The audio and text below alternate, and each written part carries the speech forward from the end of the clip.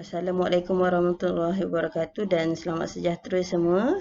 So, seperti semua sedia maklum, kita akan menjalankan kita punya proses PDP pada kali ini dalam talian lah. Jadi, Miss akan cover beberapa subtopik yang kita dah belajar hari tu. Miss akan cover semula dan kamu akan buat assessment dan Miss akan cover topik-topik yang kita belum selesai lah. Okey, so hari ini kita akan belajar mengenai pengenalan kepada horticulture. So, apa target kita dalam untuk topik ini? Kita akan mempelajari sub-bidang utama horticulture. Di antaranya ialah tanaman sayur-sayuran dan buah-buahan yang utamalah. Okey, apa itu horticulture? Okey, horticulture adalah sains dan seni penanaman sayur, buah, bunga dan landscape. Okey, asal perkataan horticulture ni daripada mana? Okey, dia berasal daripada perkataan Greek iaitu hortus yang bermaksud kebun dan cultura yang bermaksud penanaman. Okey, penanaman ni ada terbahagi kepada banyak jenis lah. Okey, yang pertama olericulture, penanaman sayur-sayuran, pomologi, penanaman buah-buahan, floriculture, penanaman bunga-bungaan, ornamental plant iaitu penanaman tanaman hiasan dan last sekali kita ada penanaman rumput. Jadi, apa kepentingan horticulture? Okey, kepentingan dia kepada kesihatan yang pertama sebagai sumber makanan dan nutrien yang penting. Yang kedua, membekalkan zat makanan. Okey, kita zat makanan ni kita ada vitamin, contohnya vitamin A, B, C. Okey, kita ada mineral, contoh ferrum, kalium, potasium. Okey, seterusnya sebagai sumber protein, contoh daripada kacang, contoh kacang tanah, kacang gajus, pelbagai jenis kacang lah. Okey, kita ada karbohidrat daripada keledek, ubi kentang, keladi dan sebagainya. Seterusnya mengandungi selulus sebagai pelawas dan juga sebagai penambah selera makan lah. Okey, apa kepentingan ekonomi pula? Okey, kepentingan ekonomi yang pertama, menyediakan peluang pekerjaan.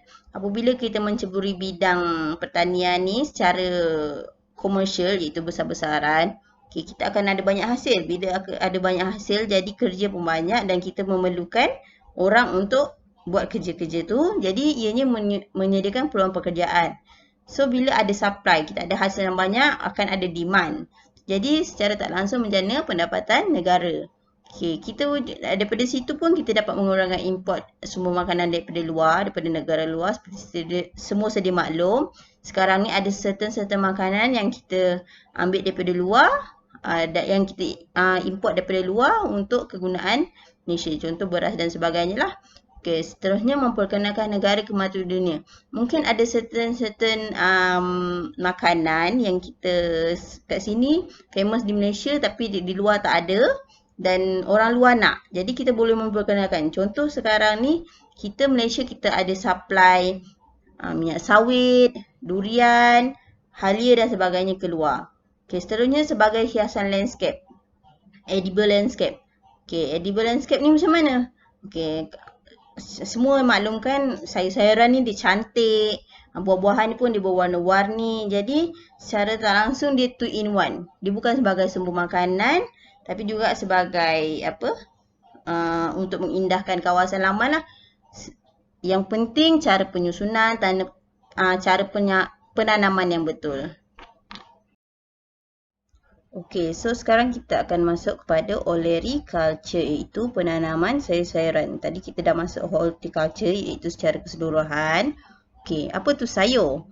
Sayur tu adalah tumbuh-tumbuhan sama ada pucuk ke daun, buah, ubi atau ke kacang yang ditanam atau tumbuh. Maksudnya dia boleh memang kita tanam menggunakan biji benih ataupun tumbuh secara meliar.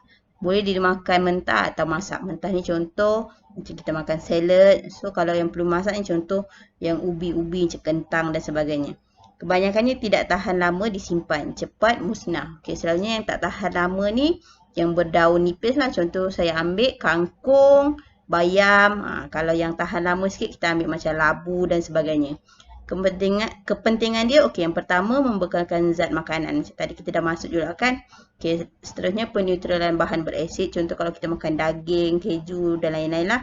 Okey, sebagai pelawas iaitu untuk sistem penghadaman. Seterusnya sebagai sumber vitamin. karbohidrat, mineral dan protein.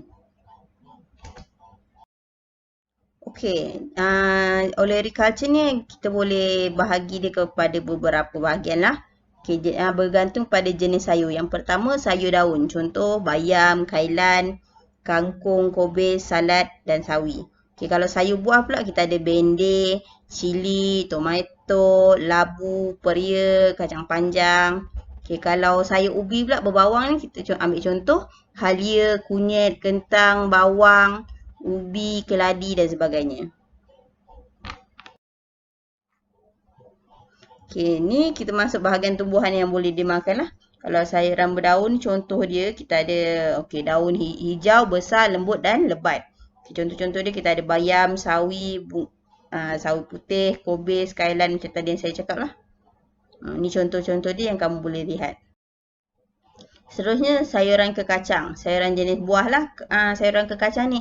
Contoh kacang botol, kacang buncis, kacang tanah, kacang pis, kacang panjang dan lain-lain kacang ada lah. Kamu boleh cari sendiri. Okey, seterusnya sayuran berbuah. Dia kebanyakannya berbagai bentuk, rasa dan warna. Contoh kita ada bendir, cili, kundur, terung, petola, timun, tomato. Kan di pelbagai warna dan rasa dia kebanyakannya berbeza-beza. Okey, seterusnya sayuran akar atau umbisi. Okey, kebanyakannya ubi dan akar berkembang di dalam tanah. Okey, so tanah yang digunakan untuk perkembangan sayuran jenis macam ni, dia tak boleh tanah yang padat lah. Kalau tak nanti saran tumbuhan tu terbantut. Okey, so kita boleh ambil contoh halia, lobak putih, lobak merah, ubi keledek, ubi sengkuang, keladi, bawang dan lain-lain. Jadi sayuran yang akar atau ubi tadi kita boleh pecahkan dia kepada beberapa bahagian lagi lah. Contoh macam bawang merah, bawang holland, bawang putih. Kalau tubers pula kita ada kentang, rhizome kita ada halia, kunyit. Contoh kom kita ada keladi. Okey, apakah jenis sayur-sayuran ni? Okey, kalau asparagus ni sayuran, kita makan apa? Batang. Kalau ni brokoli dan kubis bunga ni, kita makan sayuran jenis berbunga. Kita makan bunga dia. Seterusnya kita masuk kepada pengkelasan sayur-sayuran. Okey, sayur-sayuran ni boleh dikelaskan, dia dipilih berasaskan kepada penggunaan dia. Okey, yang pertama pengkelasan secara botani. Ini bergantung pada ciri-ciri botani tumbuhan tu lah. Okey, seterusnya bahagian tumbuhan yang digunakan untuk dimakan. Contoh sama ada kita makan dia punya daun ke, kita makan dia punya batang ke, kita makan dia punya bunga ataupun ubi dia. Seterusnya pengurusan culture. Urusan culture ni macam mana kita berjaga dia lah. Okey, seterusnya suhu penanaman yang optimum. Sama ada dia sesuai di tempat sejuk ataupun panas. Seterusnya bilangan musim tanaman boleh hidup. Sama ada dia ada spesifik waktu dia untuk ditumbuh ataupun dia boleh hidup sepanjang tahun. Okey, kedalaman akar boleh tumbuh. Seterusnya saiz biji benih dan juga toleransi kepada tanah yang berasid. Okey, sayur-sayuran juga boleh dibahagikan kepada dua lagi, iaitu sayuran tanah tinggi dan tanah rendah. Okey, kebanyakannya sayuran tanah tinggi ni dia perlukan cuaca sejuk lah. Contoh sayur-sayuran dia kobis, asparagus, tomato. Okey, kalau kat Malaysia ni, kawasan tanah tinggi kita ada Cameron Highland, Bukit Tinggi, Kundasang. Okey, tapi pada masa kini sebab banyak teknologi yang telah diketengahkan, sayur-sayuran yang ditanam di tanah tinggi ni juga boleh ditanam di kawasan tanah rendah lah. Dengan gunanya kaedah bioteknologi ataupun kacukan tanaman. Okey, sayuran juga boleh dikelaskan kepada tanaman herba. Okey, tanaman herba ni macam mana? Dia adalah tumbuhan yang mempunyai nilai daripada segi perubatan, khasiat, makanan ataupun bau dia lah. Contoh kita boleh tengok yang kat bawah ni pegaga pada segi kesihatan, limau, purut untuk dan bunga kantan dari segi bau dia. Kebanyakan digunakan dalam makanan, perubatan dan juga kecantikan. Okey, di sini saya ada beberapa contoh tanaman herba. Okey, nama umum dia yang pertama, tongkat ali. Okay, fungsi dia sebagai ejen stimulasi lelaki. Lepas tu dia juga ada kesan ketoksikan ekstra kloroform. Seterusnya kita ada pegaga. Dia ada efek mengurangkan kolesterol. Mambu atau NIM, dia ada kajian menyatakan ianya boleh melawan kanser payudara. Terung pipit dan sirih pula ada kesan anti radang. Limau purut, dia ada sifat pemerapan aroma dalam minyak pati. Seperti kita tahu, dia wangi kan? Jarum 7 bilah, iaitu ada aktiviti antioksidan dan anti-kanser. Okey kelas, setakat ni untuk subtopik ini habis. Kita akan sambung dengan subtopik yang lain-lain kemudian. Jumpa lagi. Okey, nanti jangan lupa jawab assessment saya ya. Bye.